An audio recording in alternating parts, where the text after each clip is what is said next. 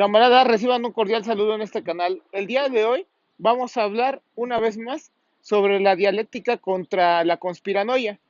En el libro Dialéctica de la Naturaleza pueden ustedes encontrar un artículo sobre este tema. Este artículo es un ataque a los que él le llama a los espiritistas. En aquel entonces solamente los espiritistas eran gente que creía en los muertos, que resucitaban, que venían, se mezclaban entre los vivos y lo que ustedes ya conocen al respecto. Pero el día de hoy, pues hay una variante muy grande, ¿no? Con eso de los platillos voladores, los reptilianos y seres extraterrestres que vienen y nos visitan desde el más allá. Sin embargo, pues el fundamento del pensamiento de aquel entonces, en el siglo XIX, con los espiritistas y los conspiranoicos, el día de hoy es el mismo. Y Federico Engels nos señala que el puente entre este tipo de estupideces y las ciencias naturales es el empirismo. El empirismo, ya lo hemos explicado en otras ocasiones también, es simplemente creer que a través de nuestras sensaciones, de nuestros cinco sentidos, somos capaces de comprender absolutamente todo lo que nos rige en la naturaleza. Es decir, que no necesitamos del pensamiento analítico, no necesitamos pensar de acuerdo a ese punto de vista, y que el conocimiento solamente nos llega a partir desde ese punto de vista. En un principio, en contra de las ideas del idealismo filosófico parece ser algo que es bueno, pero es muy limitado realmente, porque lo que ellos hacen es negar todo el tiempo todo pensamiento analítico. Por esa razón, cuando tú hablas sobre espíritus y cuestiones por el estilo, es porque tú no quieres pensar, tú estás negado a pensar, estás negado de alguna forma u otra a encontrar relación entre efectos naturales de alguna naturaleza con otra naturaleza. Para ligarlo siempre necesitas del pensamiento analítico, es decir, de las ciencias y cuestiones por el estilo, pero tú al negarlas, en ese momento tú cercenas ese camino y el único camino al que terminas llegando es efectivamente al de la conspiranoia. Ya sea en el terreno de las ciencias sociales, eso ocurre a cada rato, ¿no? Como ustedes pueden ver, el pensamiento antimarxista es un pensamiento no analítico, es un pensamiento que reniega todo momento alguna conexión entre todos los eventos históricos y cuestiones por el estilo, y al negar esa conexión que haya entre ellos, pues ocurre lo que ya había platicado hace unos momentos. Y bueno, Federico Engels pone en este artículo del libro el ejemplo de Alfred Wallace, aunque ustedes no lo crean.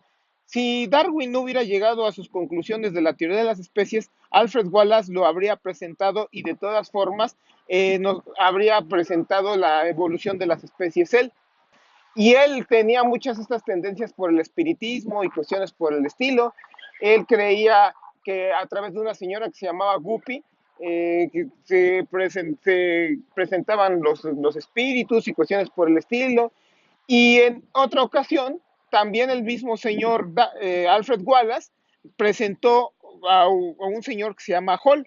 Y este señor Hall le presentó a su vez una muchachilla con la que hacían experimentos y esta muchachilla se dejaba hipnotizar y quedaba la muchachilla dispuesta a hacer todo lo que uno le quisiera hacer, siempre y cuando tocara cierta parte de su cuerpo. Engels y un amigo suyo hicieron el experimento que presentaba el señor Hall. La sorpresa de ellos fue que aunque lograron hipnotizar al muchacho, ellos descubrieron muy rápidamente que realmente una persona hipnotizada podía hacer lo que cualquier persona quisiera que hiciera y que realmente no existía una situación científica en ese sentido de que tú le tocaras y hacía determinada situación, sino que más bien se volvía muy maleable. Y mientras que encontraban otros resultados distintos a los que presentaba Alfred Wallace, ¿no? En una ocasión, les comentaba, Wallace fue descubierto en pues digamos, en una magufería, en un error que él planteaba sobre su amiga Guppy, que esta señora fue a fotografiarse con su familia a la casa del señor Hudson, se presentó detrás de ellos un supuesto espíritu, una mujer vestida en gasa, de rasgos orientales, y resultó que no era tal espíritu como lo habían pregonizado tanto ella como el propio Alfred Wallace, sino que tiempo después de la muerte de esta señora se descubrió que el tal Hudson era un tipo que se dedicaba a fantasear y a inventar cosas sobre espíritus. Cuando Alfred Wallace fue descubierto con esta razón, lo que él simplemente argumentó era de que esto era una prueba de que de que el fenómeno era cierto, porque se pudo demostrar que era una falsedad. Aunque ustedes no lo crean, ese es el argumento de este señor, ¿no? Y no es el único, de su época. El físico William Crookes, que es bien conocido por todos los físicos, porque fue quien descubrió que los fotones tienen momentum lineal y que se comportan, por lo tanto, como partículas. Ya hemos explicado que los fotones se comportan como partículas y como ondas al mismo tiempo. Él inventó un tubo que se llama tubo de Crookes, y con ese tubo tú haces proyectar una luz, y adentro del tubo hay un reilete. Este reilete, al chocar con la luz, empieza a girar, y con eso tú demuestras que los fotones tienen momentum lineal. Pues bien, una vez hecho este descubrimiento, también descubrió el elemento químico que se llama talio, ¿no? Entonces, como ustedes podrán ver, era un científico, pues más o menos de renombre. Pues este señor también era un espiritista, ¿no? Y para eso conoció a otra jovencita que era también medium, y él mismo intentó descubrir si los tales espíritus eran susceptibles de ser descubiertos por nosotros, y llegó a sacar un montón de indagaciones todas completamente tontas y magufas, ¿no?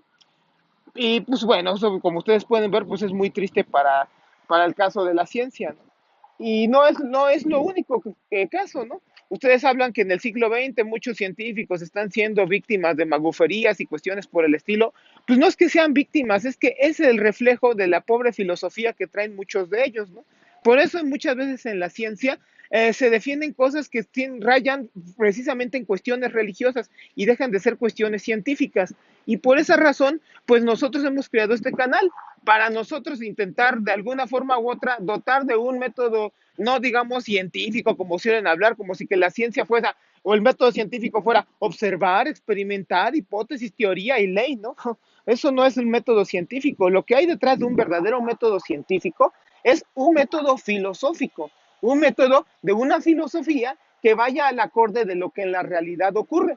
Si tú no actúas de acuerdo a una cierta filosofía, y tu filosofía es tan corriente como decir que lo que tú llamas método científico es el supuesto método para todas las ciencias, lo único que vas a llegar es error tras error, como el que llegó el señor Crookes, como el que llegó Alfred Wallace y como el que están llegando varios científicos incluso en estas épocas, ¿no? Por eso el día de hoy nosotros creemos que es importante, más que nunca, es la filosofía. Por ejemplo, en matemáticas, los matemáticos, que algunos de ellos se ufanan, oh, es que en mi ciencia llega de alguna forma u otra a la verdadera realidad y es irrefutable lo que venga en la realidad. Cuando realmente ellos no se dan cuenta que en la propia matemática hay muchas contradicciones, ¿no? Como lo que ocurre en la realidad. Las cosas son y no son al mismo tiempo. ¿A qué me refiero con esto? Por ejemplo, hemos dicho que lo curvo y lo recto, la dualidad entre lo curvo y lo recto, ¿no? O por ejemplo en física, cuando se habla de la dualidad onda-partícula, o del número pi, que es irracional, y al ser un número finito que tú puedes identificar, o raíz de 2 al mismo tiempo, tiene una expansión decimal infinita, o cuestiones como el número y el número imaginario, que debido a sus contradicciones los matemáticos le llamaban anfibios. El caso de Leibniz, que decía que este número era un anfibio, ¿no? Huygens con lo mismo, ¿no? Porque estaba viviendo entre la realidad y la no realidad y cuestiones por el estilo, ¿no? Porque en matemáticas se suele tener esa idea de que o es o no es, cuando realmente lo que ocurre en la naturaleza y como consecuencia de las matemáticas, las cosas son y no son al mismo tiempo. Y bueno, parece que uno cuando defiende este tipo de cosas se vuelven absurdos. Y entonces, cuando defiendes una, dos, tres y mil veces absurdos, pues tú ya estás acostumbrado a defender miles de absurdos. Y te ocurre como dice Federico Engels. Bueno, ¿por qué no puedo defender un absurdo más, no? Por ejemplo, la existencia de Dios, ¿no? Cuestiones por el estilo, ¿no? Y eso es lo que ocurre cuando tú no eres capaz de ir al acorde de lo que es un verdadero método científico. Un verdadero método científico es que, en última instancia, una filosofía, y una filosofía que se adapte de acuerdo a lo que ocurre en la naturaleza. Con esto queremos explicar cuál es el verdadero pensamiento de los magufos y de todas estas gentes. que es efectivamente el empirismo. Entonces, la lucha de todos aquellos que estamos haciendo en contra de los magufos es empirismo. Empirismo es su forma de pensamiento, o sea, negar todo pensamiento analítico, negar todo pensamiento científico. Eso se lo debemos, esta explicación, a Federico Engels. Y creo que es todo por hoy. Les pedimos que se suscriban al canal, que nos sigan dando likes y muchas gracias por todo.